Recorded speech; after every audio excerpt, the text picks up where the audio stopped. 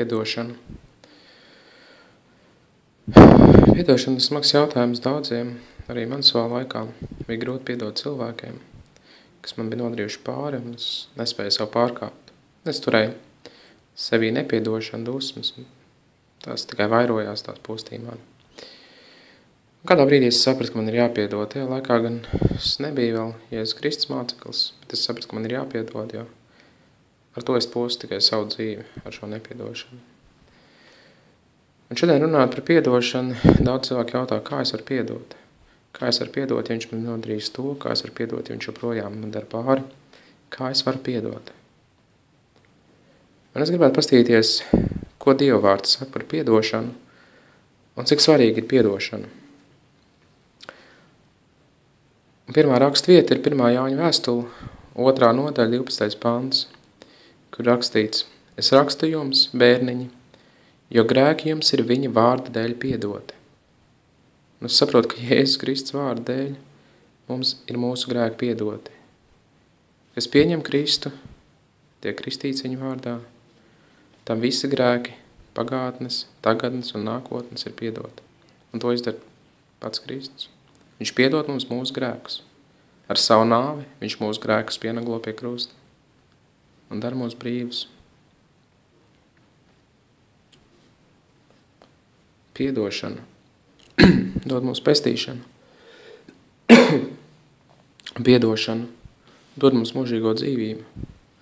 Es ticu, ka piedošana ir svarīga. Bet ko Dieva vārds saka par piedošanu tuvākajām? Par mūsu piedošanu, par mūsu izlīgumu. Mateja evaņģēlijas 6. nodaļa, 14. 15. pants. Jo, kad jūs cilvēkiem viņa noziegums piedosit, tad jums jūs debes tēvs arī dzen piedos. Bet ja jūs cilvēkiem viņa noziegums nepiedodat, tad jūs debes tēvs jums jūsu noziegums arī dzen nepiedos. Lūkas evaņģēlijas 17. nodaļa 3-4. Sargājieties, ja tavs brālis grēko, pamāc to, un ja viņš nožēlo, piedod viņam.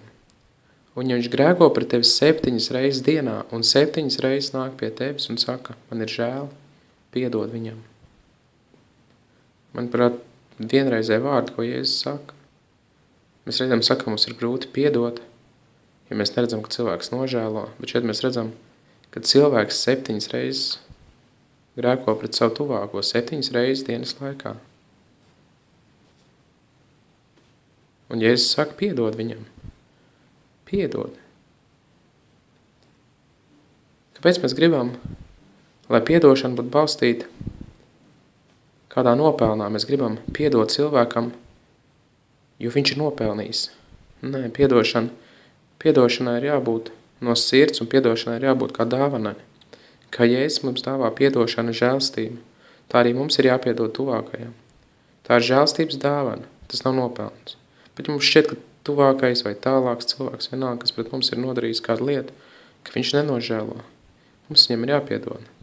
Tā ir mūsu žēlstība. Tas ir veids, kā mēs izpaužam Kristu savā dzīvē. Tas ir veids, kā Kristus atspīd mūsu dzīvē. Piedošanā. Kā Kristus mums ir piedevis, tā mums pienāks piedot arī tiem, kas dara mums pāri, lai arī cik grūti tas būtu. Vēl viena raksta vieta no Efeziešiem.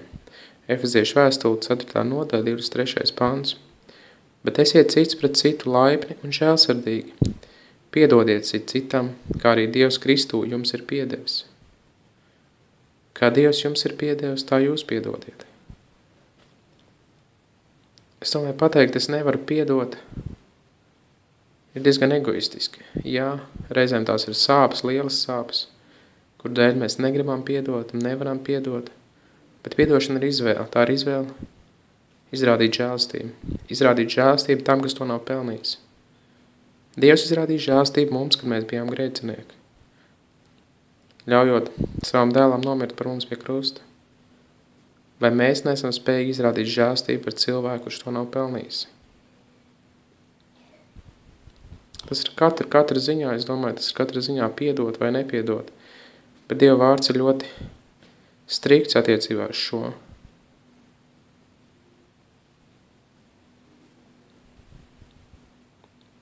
Ir vēl kāda raksta vieta Mateja evaņģēlijas 18. nodaļa, 34. 35. pants.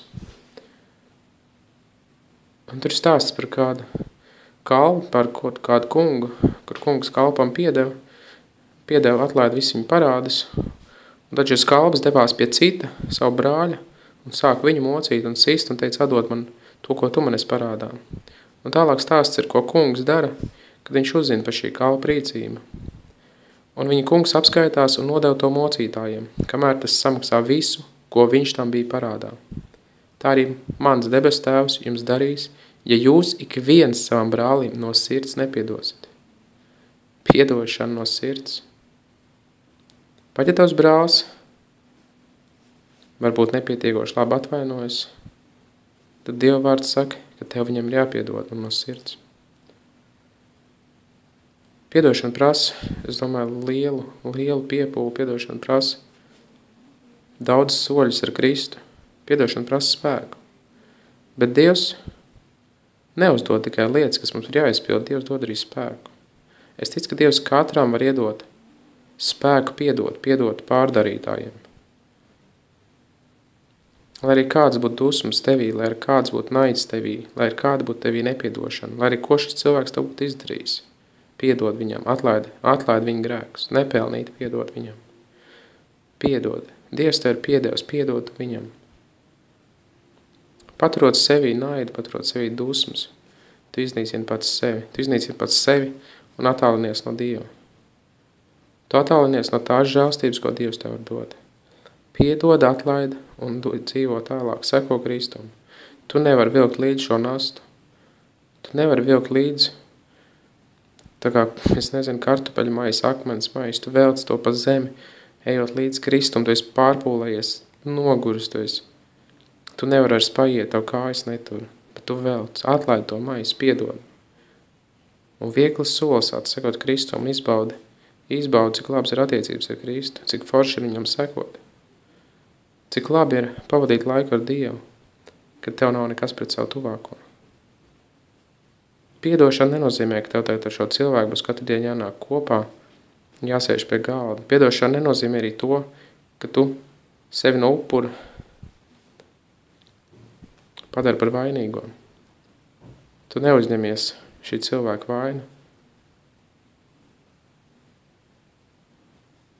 Tu arī viņu neattaisno, bet piedodot, tu vienkārši atlaidi to, kas tavā dzīvē var ienest dusmas, naidu, kas tavā dzīvē var ienest satricinājumu, kas tavā dzīvē var ienest depresiju. Es domāju, Dievs nepavēlti. Bībelē jaunajā derībā ir kādas, 15 rakstvietas, mazāk, vairāk, kas viss runā par piedošanu, par to, cik būtiski ir piedot, par to, kā Kristus mums ir piedevis visus mūsu grēkus, un par to, kā mums nāks piedot tiem, kas mums nodara pāri. Ja tev nepelnīt, kāds būs nodarījis pāri, tad zini, ka tava alga jau tev gaida pie Dieva. Dievs tev atmaksās par to, ka kāds tev darīs pāri. Bet ja tev šķiet, ka kāds tev darīs pāri, tad, protams, piedodai tālāk un nekas tā dzīvē nemainīsies. Dievs vienmēr atlīdzinās tev tavus zaudējumus. Tu nepaliksi zaudētājos, ja tu piedosi. Es ticu, ka piedošanai ir spēks, piedošana spēja izmainīt dzīves. Piedošana spēja izmainīt galvenokārt dzīves tam cilvēkam, kas piedod.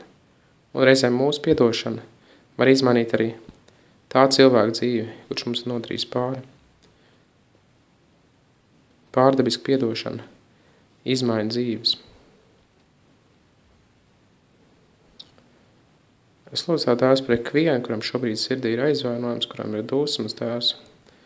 Es lūdzu Tēvs par katru, kurš nespēja piedot, palīdz, kungs, atrast spēku, palīdz atrast drosmi un vienkārši pateikt, es piedodu.